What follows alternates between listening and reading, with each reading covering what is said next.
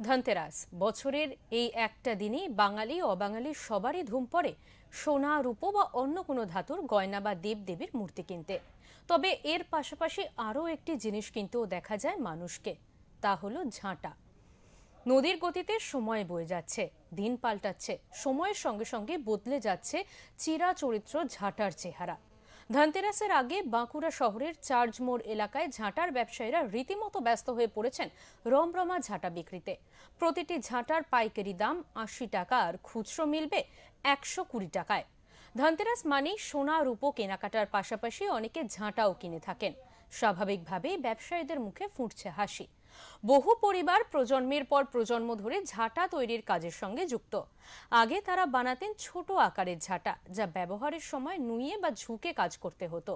কিন্তু এখন সময় বদলেছে, বদলেছে মানুষের শারীরিক চাহিদাও। সেই সমস্যাকে মাথায় রেখে এবার ঝাঁটা পেয়েছে নতুন অবতার। বাজারে এসেছে ডিজাইনের ঝাঁটা, রয়েছে লম্বা ফুলের ঝাঁটা, লম্বা ফুল ঝাঁটা, নারকেল ঝাঁটা, যা ধরে ব্যবহার করলে আর ঝুঁকতে হয় না, ফলে কোমর বা হাঁটুতে বাড়তি চাপ পড়ে না।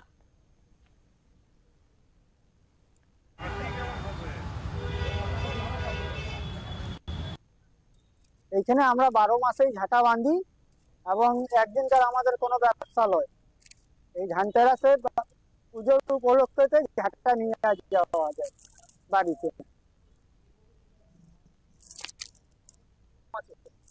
দাম আছে আপনার 60 টাকা, 70 টাকা, 50 টাকা, যেরকম দামের নেবেন। 120ও আছে, ভালোভাবে বললে বেঁধে দেবো। ঝাঁটার একটু বেশি বিক্রি হয় ধানতেরাসে।